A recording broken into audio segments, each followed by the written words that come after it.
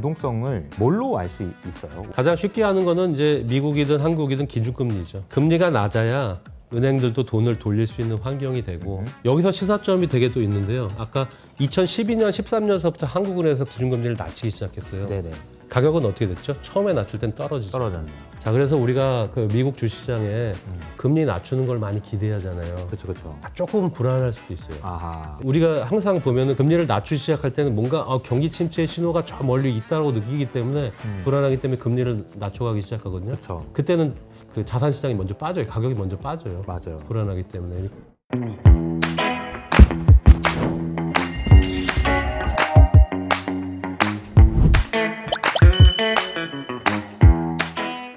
안녕하세요, 이호석입니다. 자, 오늘은요 그 코어 16의 조윤남 대표님을 모셨습니다. 안녕하세요. 안녕하십니까. 네, 저희 채널에는 처음이시니까 네. 소개를 좀 부탁드리겠습니다. 안녕하세요. 저는 조윤남입니다. 예전에 그 증권회사 리서치 센터장을 한 6년 정도 했었고요. 금융인으로서 주요 연기금들의 자문위원을 굉장히 많이 했었는데 지금 오늘 조금이나마 도움이 되는 말씀을 드리고자 이 자리에 나왔습니다. 아니 근데 대표님 왜 이렇게 긴장하고 그러세요? 아니 저도 방송을 네. 제 마음속에 방송을 한 8, 9년 만에 하는 것 같아요. 그러니까요. 그래서 아니, 제가 근데 네. 소개해 주셔서 그러면 자연스럽게 해야 되는데 너무 이제 긴장을 하시는 티가 딱 나시는 것 같습니다.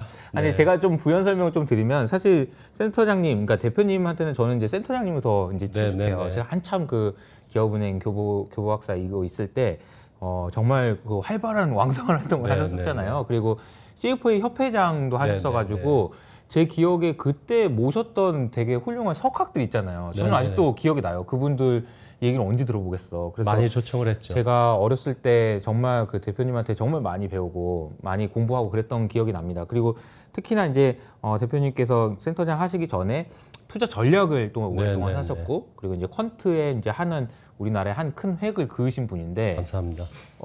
한동안 안 보이시다가 도대체 뭐 하신 건가 이 소개를 좀 해주셔야 될 것 같아요. 사실은 엔지니어 출신이에요. 그래서 공학을 전공했고 엔지니어로서 이제 삼성그룹에서 일을 하고 있다가 IMF 때 주식 투자로 이제 돈을 크게 잃었어요. 네. 그래서 복수를 해야 되겠다. 그래서 증권업의 애널리스트로 2000년 초반에 뛰어들었습니다. 네. 그러면서 계량 분석하고 이제 퀀트죠. 그리고 투자 전략을 계속 해오면서 다행히 감사하게도 시장에서 인정을 좀 받았고 그러면서 이제 많은 그 대외 활동들을 했죠. 그리고 아마 2016년서부터 아마 이 주식시장에 있는 분들은 제가 사라진 줄 알았을 텐데 그러니까요. 2016년서부터 한 3년 정도는 자산운용사 CIO를 했었고요. 그 뒤에는 경제연구소 대표이사를 하면서 ESG랑 그다음에 최근에 이제 한국 시장의 주요한 화두가 되고 있는 그런 어떤 지배구조, 뭐 거버넌스 쪽 연구를 많이 했습니다. 그러다가 계속 이 풀리지 않는 갈증들이 있는 거예요. 그래서 너무 늦었지만 창업을 해야 되겠다. 근데 제 생각에는 건방지겠지만 아마 그 모든 전 산업 분야에서 대한민국이 미국에 비해서 열위에 있는 산업은 금융인 것 같아요. 가장 열위에 있는. 거기다가 데이터에 기반한 의사결정은 정말 열위에 있다고 저는 생각합니다. 그래서 무모하지만 뭐 어차피 이제 뭐 오래 살았고 그래서 한번 덤벼봐야 되겠다 그래가지고 한 창업한 지가 한 1년 반 정도 됐어요. 그래서 데이터 기반한 그 의사결정 구조를 만드는 그런 회사를 창업했는데 1년 반 동안 좀 많이 힘든 와중입니다. 네. 근데 어쨌든 그 창업을 하시기로 결심하신 것도 결국 우리나라의 부족한 부분을 메꿔주는데 일조하겠다 그런 이제 생각도 있으신 것 같고요. 그러니까 말씀하신 대로 우리나라 금융이나 데이터에 기반한 의사결정 그런 게 어딨어 대충 하는 거지 이런 게 이제 여전히 많다 보니까 회사를 차리신 게 아닌가 싶은데 보시는 분 아시겠지만 저희 지금 옷이 같은 옷이거든요. 그래서 이게 보니까 ETF 이름이 있어요. 이게 뭡니까? 저희가 그 미국의 대형주 S&P 500 중에서 50종목을 뽑아서 포트폴리오를 구성해서 인덱스를 만들어요. 그 지수를 기반으로 한 ETF 상품을 5월 말에 미국 뉴욕 증권거래소에 상장을 했습니다. 정말요? 그러니까 ETF가 지금 미국에 상장돼 있는 거예요? 예, 그래서 그 ETF 이름이 BOBP라고 BOBP가 이제 베스트 오브 브리드라고 그래서 뭐 순수 혈통, 종마. 그러니까 저희가 종마를 정말 예를 들면 잘 달리는 말을 잘 찍어야 되겠죠. 그렇죠. 예, 그래서 일단 BOBP라는 이름으로 이제 상장을 했습니다. 또 마비라는 게 이제 로버트의 애칭이잖아요. 예, 그래서 조금 친숙하겠다 생각하는데 아직도 미국 사람들한테는 안 친숙한 것 같더라고요. 아하, 네. BOBP 인덱스를 이제 조회를 하시면 아마 이제 대표님이 아이디어로 그러니까 이제 근데 거기에 있는 종목들 중에 이제 S&P 500 중에 50종목을 추려놓고 네네. 얘네들이 이제 종마 그래서 한번 달려라 네네. 이렇게 해서 네네. 니네들이 달려라 이런 의미인 것 같아요. 네. 그러니까 그런 ETF도 이제 출시하셨는데 오늘은 이제 요 ETF도 관심 있는 분들 찾아보시면 좋을 것 같고 대표님이 그동안 두문불출 연구하셨던 시장에 대한 고민들 이런 것들을 한번 좀 풀어놔 주시면 어떨까요? 네, 일단 최선을 다해서 말씀을 드리는데요. 네. 너무 옛날 이야기라서 좀 지루하실 수도 있을지도 몰라요. 네. 근데 혹시라도 그 중에 하나 뭔가 이거는 좀 시사점이 있네 그럼요. 그런 부분이 있도록 네. 느낄 수 있도록 최선을 다하겠습니다. 네, 뭐부터 시작해 볼까요? 전체적인 지금 패러다임이 뭐 언제와 유사하냐 지금이 뭐 이런 거 있죠. 이제 과거 사례 우리가 항상 그 리서치 애널리스트 하다 보면 과거 사례를 연구하잖아요. 맞아요. 네, 그래서 그거를 먼저 좀 이렇게 참고하는 게 좋을 것 같아요. 네. 이건 저희 회사 소개고요. 이제 대표님 골프 치세요? 골프 잘은 못 치는데 한 번씩 치긴 합니다. 네. 쳐보신 적은 있죠? 네네네 있습니다. 그래서 보면은 사람들이 이제 어떻게 보면은 대표님은 이제 골프 레슨을 하시는 분이에요. 네, 그러니까 투자로 치면 예. 그러니까 뭔가 생태계가 있잖아요. 게임을 하고 스포츠를 하는데 레슨을 하시는 분이 있고 방송이 있고 플레이어들이 있고 또 뭐 중계하는 분 거기다 골프 채서부터 장비라든지 혹은 의류 같은 소모품을 파는 분 그다음에 가장 돈을 많이 버는 사람들은 공을 파는 사람들이죠. 네. 왜냐면 채는 몇 년에 한 번 바꾸지만 공은 계속 또 많이 잃어버리잖아요. 네네네. 네. 우리도 이런 골프 장비 회사나 골프 소모품 회사가 돼야 되겠다. 그래서 아직은 대한민국에서 생소한데 뭐 미국에서도 그렇게 많진 않아요. 우리가 매수 타이밍하고 매도 타이밍을 그나마 잘 잡을 수 있다면 그것을 팔 수 있겠다라고 생각을 합니다. 사람들은 아무리 레슨을 많이 받고 그 다음에 연습을 해도 선수가 되기는 어려워요. 그러니까 저희는 조금 이상한 얘기지만 그냥 장비빨로 승부하세요. 패하지 않게 하려면. 그리고 또 다른 예는 골프 말고도 이제 우리는 방산업체다. 전 세계 분쟁 지역 혹은 전투 지역에 무기를 파는 회사다. 이렇게 이제 정체성을 만들고 있는데요. 우리가 국민연금에 가입을 하죠. 본인들이 주식 투자를 안 하신다 하더라도 그러면 일종의 전투를 치르고 있는 거예요. 또 누군가는 용돈을 벌기 위해서 누군가는 뭐 이렇게 굉장히 다 시간과 목적이 다른 그런 전투를 치르고 있는데 돈을 넣고 싸우는 진짜 전쟁 같은 거예요. 네, 그러니까 언제나. 재래식 무기서부터 뭐 예를 들면 굉장히 첨단 무기까지 그런 분쟁 지역에 혹은 전투 지역에 제대로 된 무기를 공급하고 싶은 거예요. 그래서 결국 이것도 장비빨이죠. 네. 우리가 싸우는 기술이라든지 몸이라든지 금방 만들어지지 않아요. 누구나 선수가 되기는 어렵죠. 네. 네, 그래서 과연 장비빨이 먹힐 거냐 그런 부분에 있어서 뭐 일단 죽을 때까지 최선을 다해 보려고 생각 중입니다. 네, 알겠습니다. 그러니까 네. 데이터에 기반한 투자 의사결정을 하는데 네. 투자 의사결정을 하는데 데이터에 기반으로 할 수 있도록 네네. 방산업체에 혹은 골프 장비 업체에서 뭔가 좋은 장비를 주는 것과 같은 그런 역할을 해주시겠다 이런 얘기네요. 그러니까 장비가 지금 파세요, 사세요라는 어떤 마켓 타이밍인 지표, 신호일 수도 있고요. 아니면 이 종목들을 사세요라고 포트폴리오일 수도 있고 네. 자산 배분을 하면 주식을 줄이고 채권을 늘리세요라는 자산 배분이 될 수도 있고요. 그것들은 일종의 다 장비빨인 거죠. 그런 장비를 이제 파시겠다. 네. 근데 어떻게 만드신 거예요? 그러니까 그 얘기를 이제 구체적으로 하면 좋을 것 같습니다. 일단은 그 퀀트랑 그 다음에 약간의 인공지능, 머신러닝 이런 AI 기반으로 이제 지표를 만드는데 기존의 어떤 그 컨벤셔널한 위즈덤 우리가 알고 있는 시장 타이밍을 잡는 지표다. 요것과 다른 좀 더 새로운 것이 있는지를 계속 찾아보려고 했었어요. 제가 예전에 한 20년 전에도 10년 이상 퀀트 애널리스트 할 때도 왠지 남들이 안 하는 지표 가지고 그러니까 해석은 저보다 다른 분들이 잘할 테니까 나는 그것을 만드는 일을 해야 되겠다는 생각에 아이디어를 실제로 구체화시키는 실험들을 했던 거죠. 이것은 제가 2012년, 13년에 만든 거예요. 어떤 모 연기금이 코스피 3000 시나리오를 만들어 달라. 3000이 가려면 어떻게 해야 되냐? 네. 근데 지금은 이제 코스피 5000 시나리오를 누군가 만들어야 되겠죠. 네, 그렇죠. 네. 그래서 보면 여기 이제 항목을 하나하나 봐볼까요? 자, 성장률이라는 거는 이제 기업 이익 성장률인데 사실 얼마가 될지는 몰라요, 장기적으로. 그죠? 이건 nobody knows죠. 근데 문제는 이제 자본 비용. 이 자본 비용에는 실제로 주주에 대한 어떤 기업들의 투명성이 자본 비용을 낮춘다, 높인다. 뭐 예를 들면 ESG를 잘하면 그쵸. 기업의 자본 비용이 낮아져서 기업의 적정 가치가 올라간다. 이제 이런 얘기들에 대한 어떤 연구나 문헌들도 많아요. 그래서 지금 어떤 기업이 주주 친화 정책이다, 혹은 상법 개정한다, 뭐 배당을 많이 준다, 이런 것들이 자본 비용을 줄이는데 효과가 있고요. 자, 그러면 ROE라는 건 뭡니까? 당기 순이익을 그냥 자본 전체로 나눈 거잖아요. 쉽게 얘기하면. 그렇죠. 자, 근데 이익은 우리 마음대로 늘릴 수가 없어요. 우리가 대외 의존도가 너무 크니까. 네네네. 이익은 정말 세상이 도와줘야 돼요. 그런데 자본은 의지만 있으면 줄일 수 있어요. 왜냐하면 분모에 있는 거니까 줄이면 ROE가 올라갑니다. 그렇습니다. 그러니까 자본을 줄이는 방법은 그냥 곡간 조금 헐어서 주주들한테 배당 많이 주는 거예요. 아, 그럼 에쿼티, 자본 총기가 줄잖아요. 네. 예, 그래서 지금 뭐 대한민국 같은 경우도 많은 주식들이 배당을 굉장히 공격적으로 늘리고 있잖아요, 그렇죠, 그죠? 그렇죠. 예, 그래서 ROE가 더 이상 안 떨어진다라는 그런 확신만 투자자들한테 준다면 어허. 몇 년 동안 영업 실적이 조금 부진하다 하더라도 주가의 하락은 낮아지고, 대표적으로 2015년 8월이었었어요. 삼성전자가 하염없이 떨어지고 있는데 그때 이제 자사주 매입 소각을 발표하면서 삼성전자가 과연 살아남을 수 있을까, 글로벌 경쟁에서, 그런 어떤 R에 대한 단기 순이익에 대한 의심들을 치우고 저기는 에쿼티를 줄일 수 있겠다라는 어떤 시장의 신뢰를 주면서 이제 반등이 시작된 것 같아요.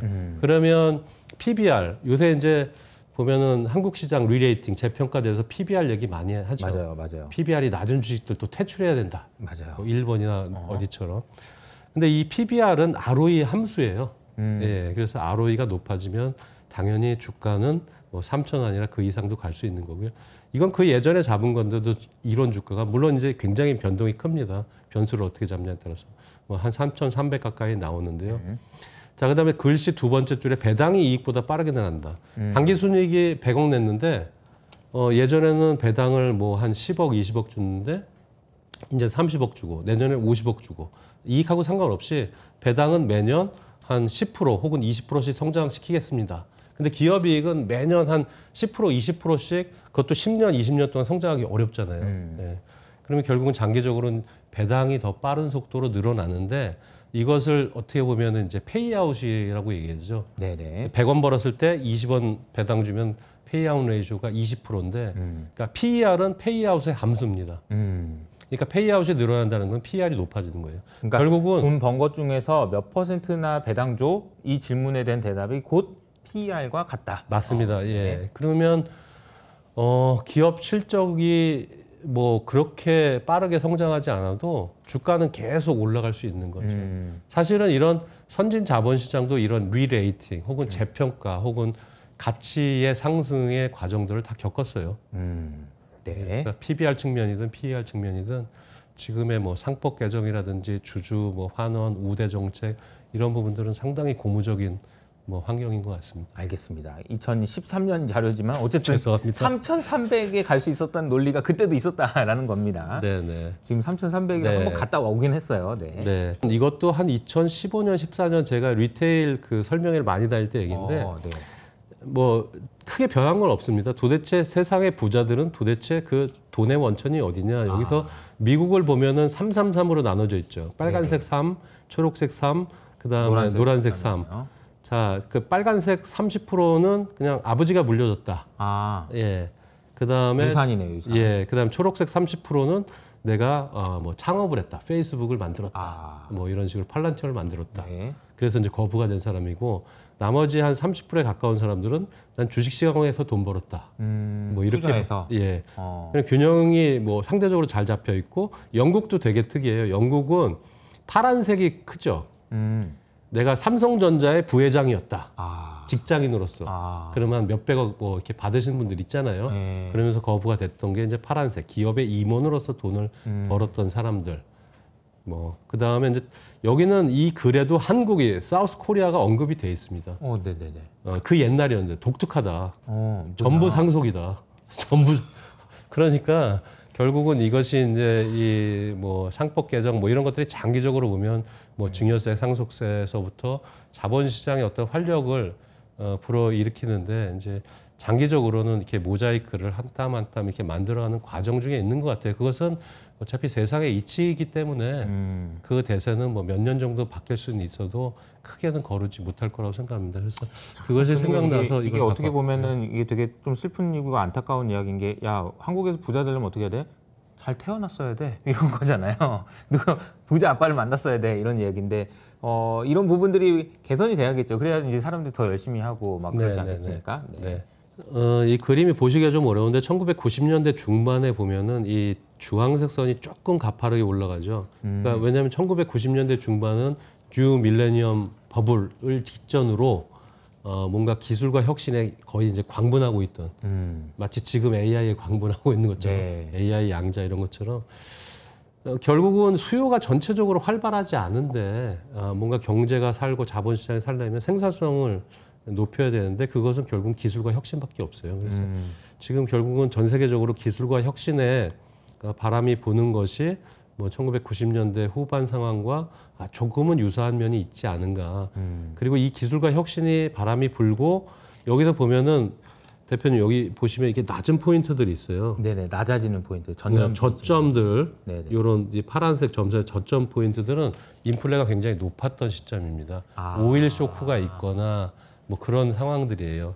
예, 그래서 결국은 인플레이션이, 그러니까 물가가 좀 낮은 상황에서 기술과 혁신의 바람이 많이 불고 그래야 또 예를 들면 노동 생산성이 증가하고 뭐 그런 부분들이 90년대 후반의 모습도 분명히 나타난다. 근데 지금 굉장히 여러 가지가 믹스돼 있어서 딱 한 가지로 단정 지시면 안 될 것 같아요. 이 그림은 제가 만든 그림인데 제가 만들어 놓고 한 10년 이상 쓰면서도 잘 만들었다 생각하고 있거든요. 네네네, 뭔가요? 예, 왼쪽 그림인데 가로축은 실질 금리예요. 네. 그러니까 미 국채 지금 10년 수익률이 10년 금리가 한 4.52% 되더라고요. 그다음에 미국의 그 소비자 물가 상승률이 2.4%예요. 그럼 4.5 빼기 뭐 2.4다. 그러면 한 2.1 정도 되죠. 네. 예, 2.1이나 2. 그럼 여기서 한 2.2 정도 되면 주식시장의 PER이 굉장히 높아지는 국면이네. 그러니까 이 얘기는 뭐냐면 어떤 때는 적정 PER이 얼마냐, 그거는 그때그때 다르다는 거예요. 그래서 가장 예를 들면 실질 금리가 이 중간 지점에 있을 때가 자산 시장이, 주식 시장이 가장 견조하다는 거예요. 왜냐하면 금리가 너무 높아지면 예를 들면 이런 거죠. 금리가 10% 이상 된다. 그러면 사업을 해서 10% 이자를 주고 내가 가져갈 게 별로 없어요. 그렇죠. 남는 게 없다는 거죠. 예. 그 다음에 금리가 너무 낮아지면요, 경기가 안 좋은 상황이기 때문에 저 사람이 돈을 빌려와서 정말 갚을 수 있을까? 예, 그런 의심이 드는 거예요. 그래서 미국 경제가, 미국 주식시장이 지금 굉장히 그 멀티플이 혹은 PER이라고 얘기하죠. 주가 수익 비율이 굉장히 지금 뭐 27배다 8배다 고평가다 그러는데 그렇지 않은 상황, 그 구간 안에 들어가 있다고요. 그래서 이것이 마치 포물섬처럼, 그러니까 한국 경제도 그렇게 생각하시면 돼요. 그러니까 지금 인플레랑 그 금리랑 요 차이가 어느 정도냐, 가장 스윗 스팟에 들어가 있냐, 그걸 가지고 주식시장이 싸다 비싸다를 얘기할 때 그걸 가지고 얘기를 해야 된다고요. 예. 네. 그러니까 금리도 그렇고 인플레도 그렇고 적당한 게 이제 뭐든지 중요한데 지금은 이제 적당한 구간에 있는 것 같다, 이런 거네요. 예. 그러니까 S&P 500의 PER이 뭐 평균이 한 뭐 16배다 17배다. 근데 지금은 27배다 8배다. 너무 비싸다. 팔아야 된다. 이런 얘기를 함부로 못 하는 거죠. 그래요. 예. 많은 분들이 부동산 시장에 관심이 많으시니까 요거는 제가 뉴스에서 하나 끌고 온 건데 요거는 제가 예전부터 봐왔던 거예요. 여기 보면은 우리 한은의 기준금리들 있죠. 네네. 한 2012, 13, 14, 15 한번 봐보세요. 처음에 금리를 낮추기 시작할 때는 부동산 가격도 같이 빠져요. 경기가 너무 나쁘기 때문에. 네네. 근데 일정한 임계점 밑으로 떨어지면 그때서부터는 유동성 장세가 되는 겁니다. 그러니까 두 가지 힘이 있죠. 주가가 올라가는데 부동산 가격도 마찬가지고요. 경기의 힘이냐 유동성의 힘이냐, 어떤 것이 드리븐하고 어떤 것이 지배적일 거냐라는 문제에 있어서 우리가 2005, 6, 7은 경기가 지배적이었어요. 그죠? 경기의 힘이 자산 가격을 위로 당겼다고요. 집값도 올라가고 주가도 올라가고. 그렇지만 이것보다 훨씬 더 강력하게 올라가는 거는 돈의 힘이에요. 네, 그래서 그런 어떤 유동성의 힘이 가격을, 부동산 가격이든 뭐든 더 이제 빨리 올릴 텐데 지금은 경기가 지배적인 것 같으세요? 아니면 유동성이 지배적인 것 같으세요? 유동성이요. 예, 그러니까 주가가 빨리 올라가는 것 같습니다. 미국도. 이 유동성을 이제 여러 가지로 이제 평가할 수 있잖아요. 네네. 이제 돈이 많다 단순히 그런 것도 네네. 있지만 또 돈이 돌아다니는 속도가 예, 중요하다 예. 이런 얘기도 하고요. 예. 그 대표님 보시기에는 유동성을 뭘로 알 수 있어요, 우리가? 가장 쉽게 하는 거는 이제 미국이든 한국이든 기준금리죠. 예, 금리가 낮아야 은행들도 돈을 돌릴 수 있는 환경이 되고, 예. 여기서 기준금리라는 거는 결국 이제 지금 인플레이션 수준 감안하고 여러 가지 했을 때 기준금리가 높은 수준인지 낮은 수준인지 예, 이런 그리고 방향이 것들이요. 어떤지. 방향이 어떤지 예, 그리고 이제 예. 앞으로 좀 더 낮아질 것 같으면 조금 괜찮을 것 같은데 이 여유가 좀 생기는 거고요. 예, 예. 네. 여기서 시사점이 되게 또 있는데요. 아까 2012년, 13년서부터 한국은행에서 기준금리를 낮추기 시작했어요. 네네. 가격은 어떻게 됐죠? 처음에 낮출 땐 떨어지죠. 떨어졌네요. 자, 그래서 우리가 그 미국 주식시장에 금리 낮추는 걸 많이 기대하잖아요. 그렇죠, 그렇죠. 조금 불안할 수도 있어요. 아하. 예, 예. 네. 우리가 항상 보면은 금리를 낮추기 시작할 때는 뭔가 경기 침체의 신호가 저 멀리 있다고 느끼기 때문에 불안하기 때문에 금리를 낮춰가기 시작하거든요. 그렇죠. 그때는 그 자산 시장이 먼저 빠져요. 가격이 먼저 빠져요. 맞아요. 불안하기 때문에. 그러니까 미국의 금리를 이제 항상 그래서 미국에서도 격언이 첫 금리 인하 때는 일단 팔아라. 네, 왜냐하면은 네, 네. 경기 침체가 오거나 뭐가 문제가 있을 수 있다는 얘기니까 이런 네, 얘기들이 네. 많이 있었던 것 같습니다. 네네. 네.